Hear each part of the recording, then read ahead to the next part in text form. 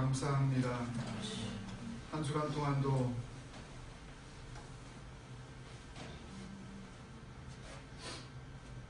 하나님께서 지켜주셔서 은혜 가운데 지낼 수 있었습니다. 하나님 안에서 그 하나님의 뜻을 깊이 생각하면서 주님만을 바라보며 나아가는 공동체로 우리를 불러 모아주시고 이렇게 시시때때로 하늘의 은혜를 주셔서 지쳐 쓰러지지 아니하게 하시고 예배하는 공동체로 인도하여 주시니 감사합니다. 오늘도 그 좋으신 아버지 하나님 앞에 우리의 마음과 뜻과 정성을 다하여 우리의 사랑을 올려드리는 산제사가 되게 하여 주옵소서. 아멘. 감사하고 우리 예배를 받으시는 좋으신 예수님의 이름으로 기도합니다. 아멘. 네. 같이 오늘 나누실 말씀은 시편 119편입니다.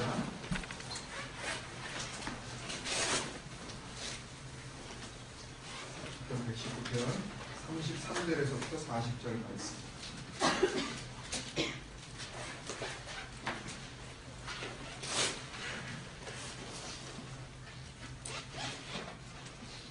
시편 119편 33절에서 40절 말씀 교독하겠습니다.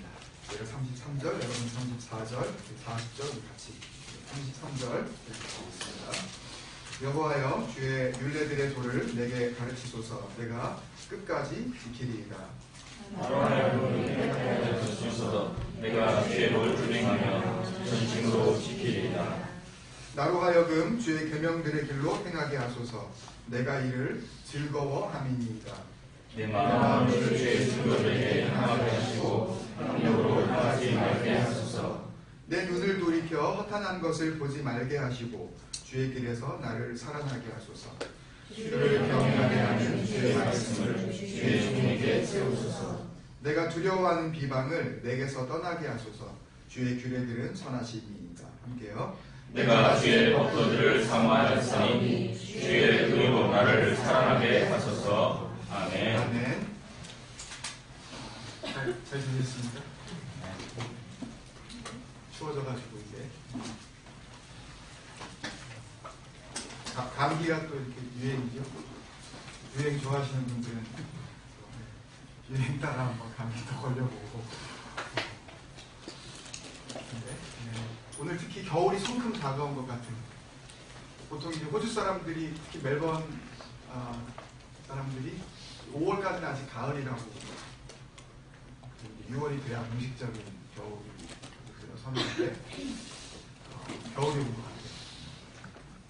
환절기 계절인데 상황이 이렇게 기후가 바뀔 때에 몸이 잘 적응하지 못하면서 아픈 것처럼 영적인 부분도 좀 그런 것 같아요. 이 상황이 급변할 때에 내가 적응을 잘 못하면 감기 걸리는 거예요. 영적인 감기. 감기와 독감은 좀 다르대요. 저는 감기가 독한 감기인 줄 알았어요. 근데 감기는 감기고 독감은 독감이에요. 이게 뭔 소리인가? 감기와 독감은 하여튼 뭐 다릅니다. 독감은 특히 이 인플루엔자라는 거에 의해서 걸리는 것은 다 플루 바이러스 전부 독감이고 나머지 것들이 감기다 이렇게 분들 한다 그러는데 영적인 이 침체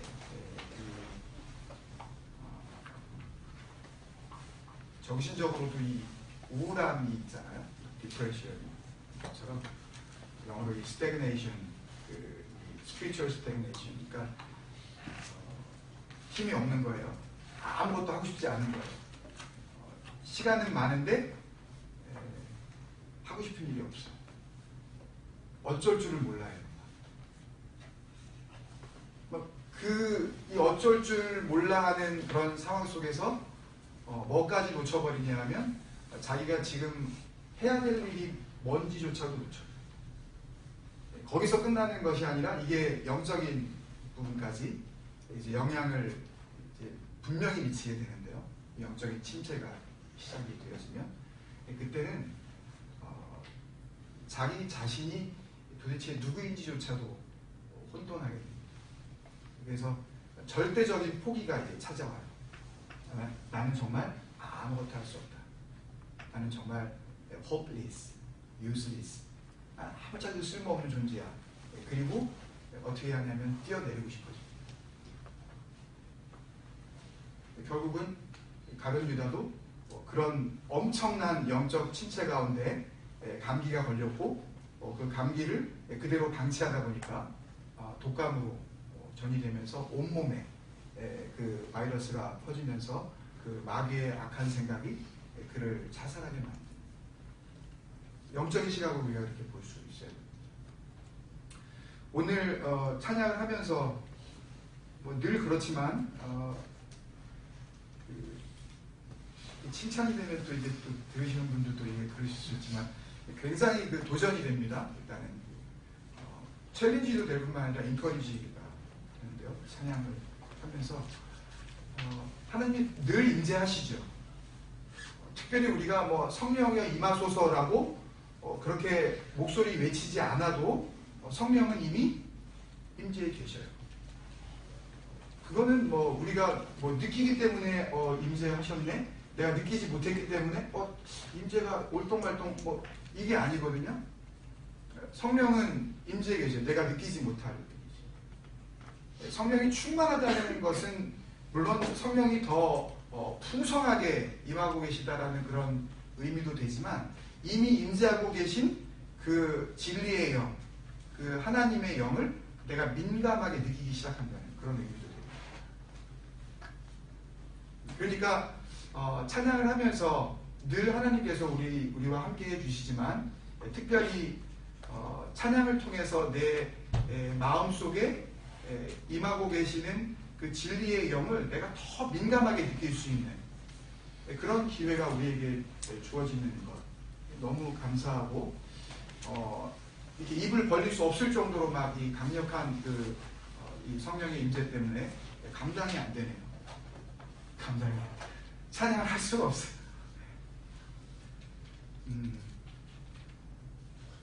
특별히 그 하나님의 그늘 아래 찬양 너무 감사한데요. 찬양에서 이 찬양을 부르면서 오늘 설교 준비한 내용은 아니지만 그 로뎀 나무 그늘 아래 있었던 누구죠? 엘리야가 생각이 죽으려고 그랬어요. 나 죽여달라. 그 장면이 어떤 장면이냐면 열왕기상 19장에 이제 그 로뎀 나무 그늘 아래서 살기를 포기한 그 엘리야의 모습이 나오는데 그 바로 18장이 어떤 얘기예요? 우리가 잘 아는 갈멜산 전투 이야기. 이 바알 선지자 수백 명을 그냥 혈혈단신 혼자의 몸으로 달려들어서 하나님 대 바알과의 진검승부를 벌이고 거기서 승리를 한 놀라운 그런 영적인 감격을 맛봤단 말이죠. 근데 바로 그 다음 장에서 몇 절 지나지도 않았는데 하나님한테 다 죽여달라 그래요. 죽여달라. 이세벨이라는 여자의 그 말 한마디 때문에 너 가만 안 둔다.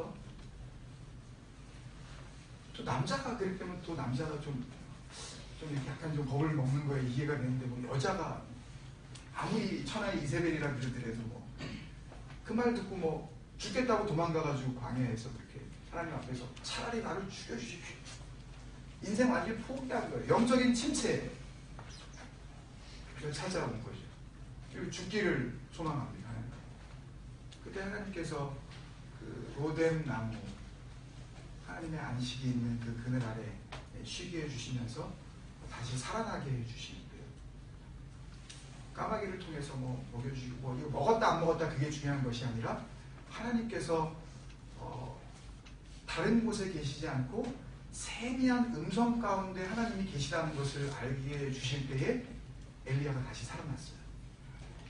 그리고 결국 열왕기하 들어가면서 이 엘리야가 유일하게 물론 그 전에 창세기에서 이미 하나님 앞에 죽음을 맛보지 않고 이렇게 올라간 사람이 있지만 정말 아주 구체적으로 하나님께서 어떻게 이 한 사람을 사랑하고 하늘나라로 승천시켜 주시는지 그 장면이 나오죠. 그런 놀라운 영적인 승리를 맛본 그 시작은 하나님의 그 세미한 음성. 너무너무 작기 때문에 세미하다고 이렇게 표현한 것 같아요. 그 작은 음성을 들을 수 있는 영적인 민감. 그게 그 죽음을 소망하고 있었던 한 사람의 인생이 죽음을 맛보지 않고 하늘나라로 올리움을 받는 그런 놀라운 승리로 연결되었다는 것. 그것을 우리 같이 기억을 했으면 좋겠습니다. 이 찬양에 그 마음을 담아놓고 있는 것 같아요. 하나님의 그늘 아래 우리가 살아간다면 여러분 혹시 포기하고 싶은 마음이 드실 때 그만하자. 더 이상 이렇게 살아봤자 무슨 의미가 있느냐. 삶의 의미를 찾지 못하고 있을 때 가정 안에서 도대체 내가 저 인간하고 왜 얼굴을 계속 맞대고 살아야 하는지, 혹은 공동체 안에서 왜 저런 인간 때문에 내가 가슴 아파야 하는지, 이런 것 때문에 우리의 정말 본질적인 것, 우리의 생명, 우리의 구원을 놔버리려고 하는 그런 절대절명의 위기 가운데에 하나님께서는 보호해 주시기, 그늘 아래 우리 다 들어옵시다. 오늘 말씀을 통해서 그런 은혜가 저와 여러분에게 다 임하시길 주님의 이름으로 축원합니다. 아멘. 말씀을 준비하다 보니까 이 33절부터 40절의 말씀이 너무 어려워요. 그래서 말씀을 준비를 했는데 과연 이 말씀대로 만약에 하게 된다면 전하는 저나 들으시는 여러분에게 딱딱하지 않을까 하는 그런 고민을 계속 했습니다. 두 가지 예를 말씀을 드리고 할 수만 있다면 이 말씀을 좀 쉽게, 좀 간단하게 그렇게 정리하고 싶은 그런 소망인데요. 첫 번째는 우연히 말씀을 준비하다가 이제 텔레비전을 한번 이렇게 봤습니다. 밤 늦은 시간이었는데 에어 크래시 인베스티게이션, 이 항공사고에 대한 이 조사에 대한 내용이 나오는 장면인데요. 중간부터 제가 이렇게 봤어요. 이디오피아 항공인데 국제공항이 어딘지는 모르겠어요. 제가 이제 공항을 출발을 했어요. 이디오피아 항공 961편 175명의 승객을 태우고 3시간 반 거리에 다음 이제 목적지로 향하고 있었던 그런 비행기였습니다. 비행기가 출발하고 나서 이제 정상 이 고도를 잡게 되었을 때에 한 3군데에서 남자가 이렇게 서로 이렇게 눈짓을 주고받더니 한 사람이 이 눈하고 이렇게 요거 입만 나오는 그 복면을 딱 쓰고 나머지 2명은 그런 것도 안 하고 갑자기 벌떡 일어나더니 바로 이제 파일럿들이 있는 조종실로 이제 문을 열고 들어갔습니다.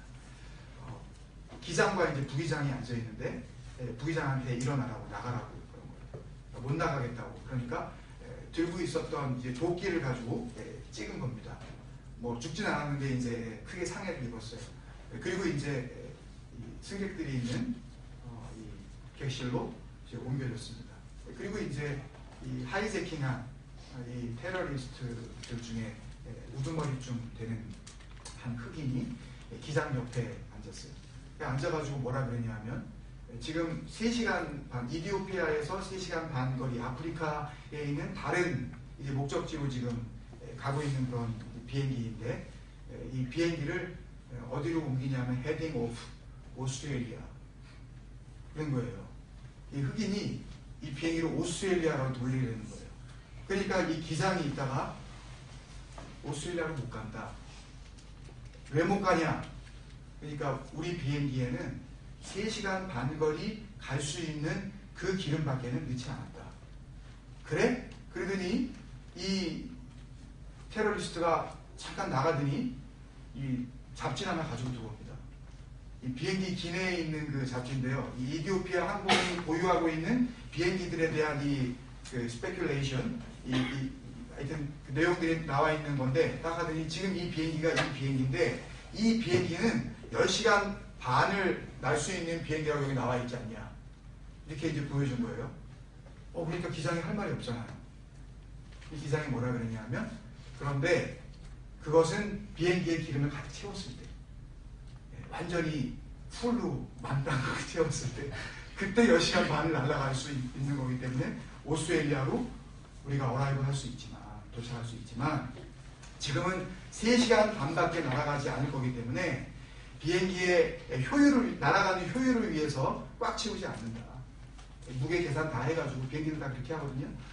3시간 반 정도 날아갈 수 있는 여유분의 그 기름밖에는 넣지 않았다. 그랬더니 가려는 거예요. 그래서 오스트레일리아로 이 기술을 돌리려는 거예요. 근데 이 기장이 이제 기지를 발휘를 합니다. 3시간 반밖에 정말 날 수 있는 기름이 없기 때문에 만약에 바다 쪽으로 그러니까 이 아프리카와 이 인도 대륙이 있는 이 인도양 쪽으로 한번 나서게 되면 섬이 별로 없대요. 그 사이에는. 그래서 한번 바다로 나가게 되면 다시 돌아올 수도 없기 때문에 비행기 날 수 있는 시간이 3시간 반밖에 안 되고 그래서 이 아프리카 대륙을 따라서 이제 이 해안선을 따라서 내려가고 있는 겁니다. 근데 오스트레일리아로 가려면 이스트 바운드로 가야 되는데 자꾸 해안선을 따라가면 사우스 바운드로 내려가는 거잖아요. 그러니까 동향으로 가야 되는데 자꾸 남향으로 가는 거예요. 그러니까 이 테러리스트들이 이렇게 밖을 보다가 딱 보니까 지금 1시간 넘게를 지금 날았는데 아직도 뭐가 보여요? 땅이 보이는 거예요. 그러니까 나 숙였다. 그러면서 막 이제 막 싸우는 겁니다. 그렇게 이 기장들이 있는 이 조종실 안에서 그런 일이 벌어지고 있을 때 이 객실에서는 어떤 일이 벌어질까?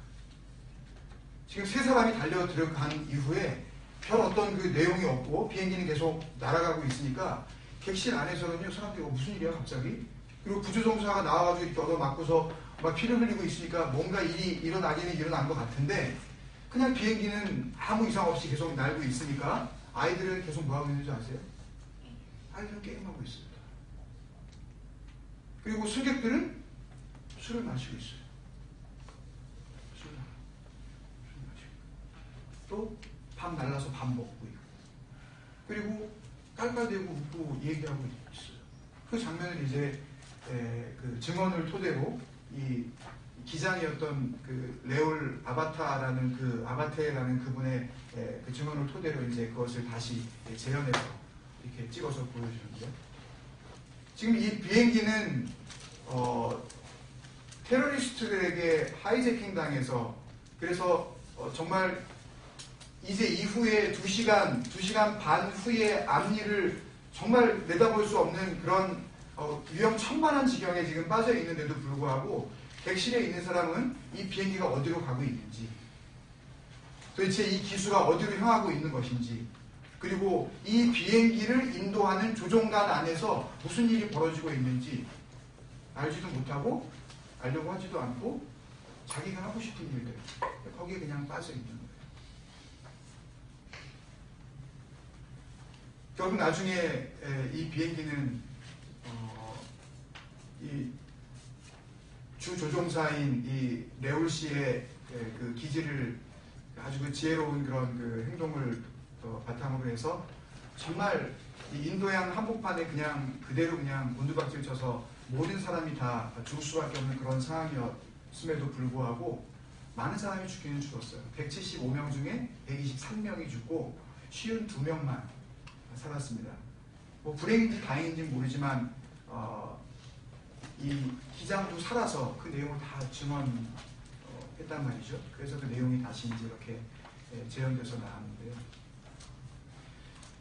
그렇게 비행기가 날아가고 있을 때 무슨 일이 벌어지는지 모르고 있던 사람들이 이제 기장이 이야기합니다. 기름이 다 떨어졌어요. 정말 기름이 다 떨어졌어요. 오른쪽에 있는 프로펠러가 멈췄고요. 왼쪽에 돌던 프로펠러가 멈췄습니다. 비행기가 이제부터 그냥 활강을 하는 거예요. 그냥 그냥 초당 그냥 100m씩 해서 계속 지금 밑으로 내려가는 거예요. 계산상으로 앞으로 몇 분 내에 그냥 바다 한가운데에 머리를 쳐박고 모든 사람이 다 비행기 터지는 순간에 다 죽어버리는 그런 순간. 구명조끼를 막 입기 시작을 합니다. 이 비행기가 활랑하기 시작하고 비행기가 크게 흔들리기 시작을 하니까 구명조끼를 입고 다 안전벨트를 막 이렇게 다 맵니다. 그리고 기도해요. 기도하는 장면들이 이제 나오는 거예요. 근데 그때 증언하는 이 부기장의 이야기가 뭐냐면요. 어떤 사람은 누구한테 기도하겠어요? 어떤 사람은 아프리카 사람들이 많이 알고 있는 무슬림, 정말 이 알라한테, 마호메트한테, 또 어떤 사람은 만약에 하나님을 믿는 사람이 있다면 하나님께 기도하고, 아무것도 믿지 않는다면 그냥 마음속에서 기도하겠죠. 이제 죽었나? 정말 살고 싶다라는 그런 생각. 오늘 이 시편 119편 33절에서부터 40절의 내용을 한마디로 이야기하면요. 바로 이 글을 지금 기록한 시인은 영적인 상태가 바로 이디오피아 항공 961편에 지금 몸을 싣고서 이제 마지막 모든 퓨엘이 다 떨어지고 엔진도 다 꺼진 상태에서 이제 바다로 곤두박질 치고 있는 그런 영적인 절망 가운데 부르짖고 있는 그런 외침인 거예요. 이 내용에서는 그걸 잘 느낄 수가 없어요. 그런데 지금 1절부터 32절까지 전개되어 온 내용을 볼 때, 그리고 이 33절에서 40절까지 해서 두 번씩이나 나를 살아나게 하소서. 37절과 40절의 이 내용은요, 그냥 평안하고 그냥 이렇게 마음이 그냥 넉넉한 상태에서 그냥 시 한 줄 쓰는 게 아닙니다. 무슨 고상한 척 하면서 하나님 나를 영적으로 살아나게 주세요. 그러셔도 되고 아니어도 별로 크게 문제는 없고요. 이 정도가 아니라 나 죽겠다는 거예요, 지금. 나 살려주세요, 그러는 거예요.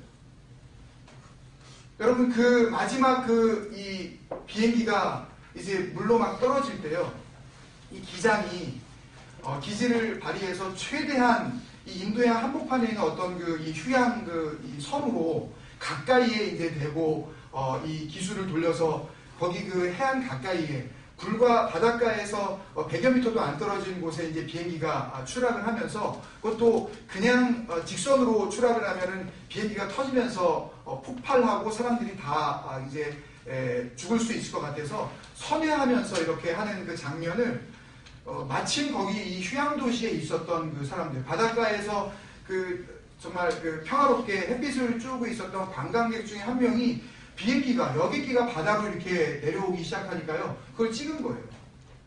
그래서 그 전까지의 내용은 이제 이 배우들이 재현해서 이렇게 보여주고 있다가 비행기가 바다로 곤두박질 칠 때 그 장면은 실제 장면입니다. 보고 있는 거죠, 사람들이 비행기가 지금 떨어지는 것을. 마치 우리의 삶은 어느 순간 바다 표면에 곤두박질 쳐버릴 수밖에 없는 그런 존재라는 것을 왜 기록을 보면서 느껴지게 되는지.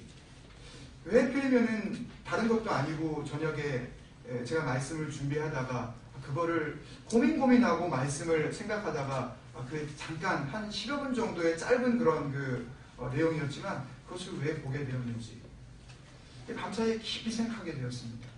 먼저 제 자신을 돌아보게 되었어요. 나도 지금 이디오피아 항공 961편에 타 있는 그 사람들처럼 영적으로 끝없이 지금 떨어지고 있는 그런 절망 가운데 있는 존재 아닌가. 내 힘으로는 다시 양력을 받아서 하늘 높이 창공으로 날아갈 수 없는 그런 존재 아닌가.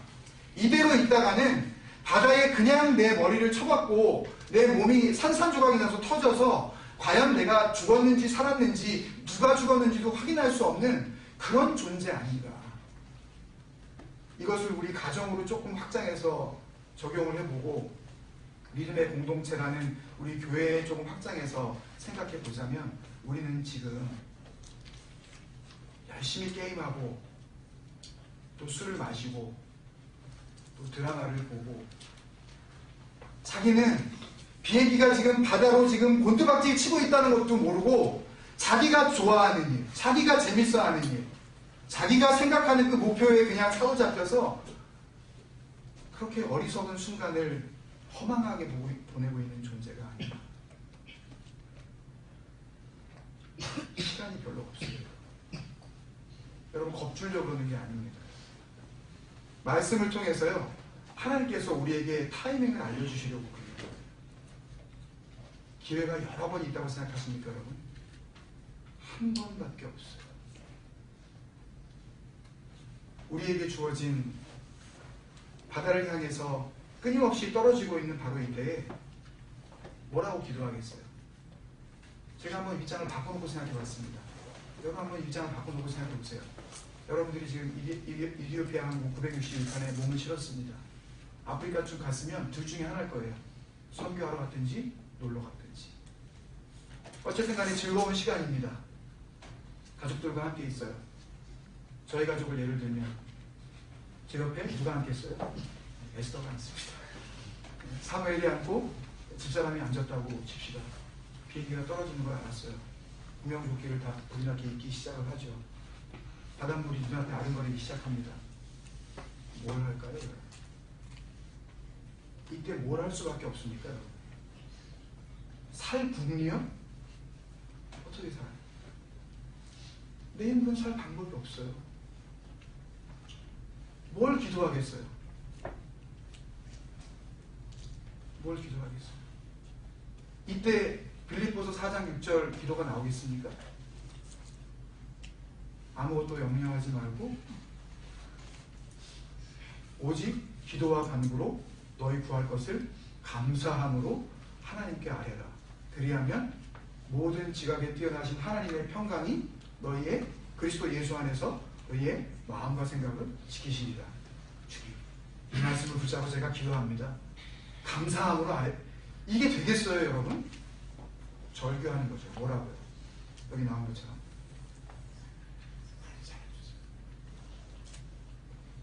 죽는 거는 정해진 거예요. 죽을 수밖에 없어요. 다 죽어요. 그때 죽든 또 혹 살아나서 언젠가 죽든 다 죽을 수밖에 없습니다. 뭐라고 기도하겠어요? 나를 용서하여 주옵소서. 나의 잘못된 모든 선택들을 주님 용서하여 주옵소서. 순종하지 못했었던 삶들을 주님 용서하여 주옵소서. 지난주에 선택과 순종과 은혜의 기회를 주신다 그랬죠. 하나님께서 예수 그리스도 하나님의 아들이신 그분을 통해서 그 생명 값을 피값을 치르고 나에게 주신 그 은혜를 헛되이 받은 저를 주님 용서하여 주옵소서. 이 올바른 것을 선택하지 못한 나의 삶, 순종하지 못했었던 나의 시간들, 은혜로 제대로 여기지 못했었던 내 시간들을 주님 앞에 회개하지 않겠어요? 그때 여러분 여권 챙기겠습니까? 그때 무슨 뭐 핸드폰 필요 없어요. 이게 무슨 소용이 있어요? 지금 바다로 떨어지고 있는데. 마지막 순간입니다. 그때 정말 무엇을 기도해야 될지 분명해집니다. 오늘 내용을 나중에 제가 간단하게 9가지 기도의 제목으로 정리를 할 텐데요. 이 33절부터 40절까지의 내용은 시편 전체에서 특별히 이 모든 절이 전부 기도로 구성이 되어 있어요. 33절도 기도합니다. 34절도 기도해요. 35절도 기도하고 계속 기도하다가 40절에서 그 마지막 희망의 끈을 놓지 않고 하나님의 의로, 주의 의로 내가 살아날 줄 믿습니다. 그런 믿음의 고백이 선포가 되어지는데요. 죽음을 눈앞에 둔 다른 어떤 것으로도 살아날 수 없다는 것, 이제는 마지막이라는 것을 안 그런 지혜로운 사람의 고백 아닐까요, 여러분? 어떤 사람은 컴퓨터만 있으면 내 인생 재밌게 살 줄 알고 그렇게 살아가는 사람이 있을 수도 있어요. 아이패드 2, 요새 3가 나왔나요? 아이패드 3만 있으면 내 인생 너무 복돼.